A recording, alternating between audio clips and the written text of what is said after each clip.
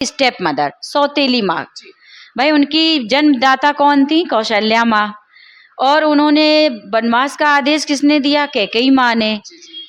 उसका विरोध भी किया, लेकिन राम भगवान ने कैकेयी माँ को सर्वोपरि माँ माना, अपनी माँ से ऊपर माना है। नमस्कार, मैं शंभुनाथ गुप्ता और आप देख रहे हैं न्यूज ऑफ नेशन। आज मैं उत्तर प्रदेश के लखनऊ जिले में विशेष खंड गोमती नगर में मौजूद हूं और हमारे साथ आज आबा वाजपेयी जी मौजूद हैं। आज इनसे हमारी खास मुलाकात होगी एक बार फिर से। और 500 वर्षों के बाद, कठिन तपस्या के बाद कहा जा सकता है, लोग मानते भी हैं इस चीज को कि प्रभु राम न्याय के प्रतीक थे। और 500 वर्षों के बाद न्यायालय ने न्याय दिया और राम मंदिर आज विश्व का सबसे बड़ा मंदिर बन चुका है भारत देश का। और इसी सब पर आज हमारी मुलाकात होगी आबा वाजपेयी जी से। और इन्हीं सारे तमाम ऐसे सवाल हैं, सवालों का महामाया जाल है। आखिर क्या कहती हैं हमारे सवालों को लेकर। एक बार फिर से हमारे न्यूज ऑफ नेशन में मैम, 500 वर्षों के बाद प्रभु राम आए हैं और लोग दर्शन कर रहे हैं। और लोगों का ये भी कहना है, लोग मानते भी हैं, क्या वहाँ पर जब जा रहे हैं मंदिर में दर्शन करने के लिए, क्या हमारे देश के लोग राम की मर्यादाओं पर चल सकेंगे? जैसा कि कहा गया है या सभी ने देखा है, 22 जनवरी को राम भगवान के प्राणों की प्रतिष्ठा हुई थी। बल्कि वो भगवान राम के प्राणों की प्रतिष्ठा तो थी, साथ में भारत के गौरव की प्राण प्रतिष्ठा थी। यहाँ के भारत के युवाओं के चरित्र की प्राण प्रतिष्ठा थी। और 22 जनवरी 2000 की तारीख हमेशा याद रखी जाएगी, क्योंकि एक तारीख नए भारत का, विकसित भारत, आत्मनिर्भर भारत की तारीख है। 22 जनवरी के दिन केवल रामलला के प्राण की प्रतिष्ठा नहीं, बल्कि सनातन के विकास की प्राण प्रतिष्ठा थी। राम के आशीर्वाद से 2014 में भाजपा की सरकार बनी और राम के आशीर्वाद से न्यायपालिका ने 2019 में सनातन के पक्ष में अपना फैसला सुनाया। भाजपा के कार्यकाल में ही सनातन की खोज हुई और जो विकसित हुआ और सनातन को मिल भी गई। केवल श्री राम विग्रह रूप का प्राण प्रतिष्ठा नहीं, बल्कि ये श्री राम के रूप में साक्षात भारतीय संस्कृत के प्रति अटूट विश्वास और प्राण की प्रतिष्ठा है। राम भक्तों का कहना है कि राम मंदिर राष्ट्र मंदिर का दर्जा दिया जाना चाहिए। ऐसे में आप क्या सोचती हैं राम मंदिर के लिए? ऐसे में तो मैं यही सोचूंगी, राम भारत का आदर्श है, राम भारत का आधार है।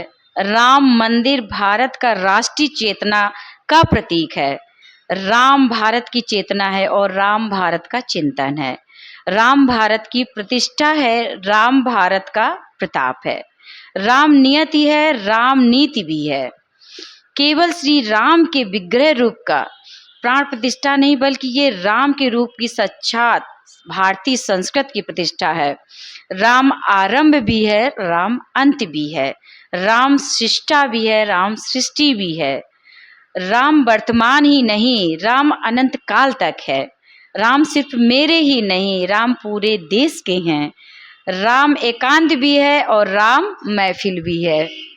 राम कड़कड़ में है, राम छड़ में है। मैम, अगला सवाल ये होगा कि राम के मर्यादाओं के बारे में आप क्या जानते हैं? देखिए, मर्यादाओं के उन्हें तो पुरुषोत्तम राम कहा ही गया है। राम जैसा ना था, ना है और ना होगा। क्योंकि कौन आजकल कहता है कि अपनी माँ के कहने पे हम जंगल चले, वो भी एक स्टेप मदर, सौतेली माँ। भाई उनकी जन्मदाता कौन थी? कौशल्या माँ। और उन्होंने वनवास का आदेश किसने दिया? कैकेयी माँ ने। उसका विरोध भी किया, लेकिन राम भगवान ने कैकेयी माँ को सर्वोपरि माँ माना, अपनी माँ से ऊपर माना है। उनके ही आदेश पे वो वहाँ जंगल चले गए, 14 वर्ष के वनवास के लिए चले गए। तो ये पुरुषों में उत्तम है, पुरुषोत्तम राम। इसीलिए कहा गया है कि आजकल कोई कह के देखे कि आप भैया एक दिन के लिए जंगल चले जाओ, तो क्या हम लोग जा पाएंगे? वो भी अपनी माँ नहीं, वो भी स्टेप माँ, सौतेली माँ। तो इसीलिए उनको पुरुषोत्तम राम कहा गया है। हालांकि 500 वर्षों के कठिन तपस्या के बाद रामलला गर्भगृह में विराजमान हुए। जो प्रभु राम के साथ न्याय हुआ, इस बात को लेकर आप क्या सोचते हैं? जी, हमारा सोचना तो यही है, 500 वर्षों के बाद, कठिन तपस्या के बाद प्रभु राम अपने गर्भगृह में विराजमान हुए और कुछ कारणवश वो राम टेंट में विराजमान थे। ये सिलसिला 500 वर्षों तक चला और यह न्यायालय का फैसला आते प्रभु राम का मंदिर बन गया। इससे हम युवा पीढ़ी को यही संदेश देना चाहते हैं कि जब राम को इतनी तपस्या करनी पड़ी, हम और आप मानव हैं। आप संतोष रखिए, आपके साथ भी न्याय जरूर होगा और हमें राम के आदर्शों पर चलना चाहिए, राम के सिद्धांतों पर चलना चाहिए, तभी हम एक मर्यादा व्यक्ति हमें कहा जा सकता है या कहा जाएगा। कि राम सिर्फ हमारे ही नहीं, पूरे देश के हैं, अभी आपने कहा, और आप एक कवित्री भी हैं। तो क्या आप हमारे राम के लिए कुछ लिखी हैं? जी, मैं कवित्री भी हूँ और सोशल वर्कर भी हूँ। अच्छा अच्छा। तो मैं लिखती भी हूँ और राम भगवान के लिए मैंने लिखा भी है, जिसे मैं सुनाना चाहूँगी। प्रभु राम आ गए हैं, प्रभु राम आ गए हैं, मेरे रघुनंदन आ गए हैं, मेरे रघुनंदन आ गए हैं। सजवा दो द्वार द्वार, सजवा दो द्वार द्वार, स्वर्ण कलश रखवा दो द्वार द्वार, मेरे प्रभु राम आ गए हैं, प्रभु राम आ गए हैं। 500 वर्षों का था संघर्ष, 500 वर्षों का था संघर्ष, 22 जनवरी अयोध्या में था हर्षी हर्ष, 22 जनवरी को अयोध्या में था हर्षी हर्ष।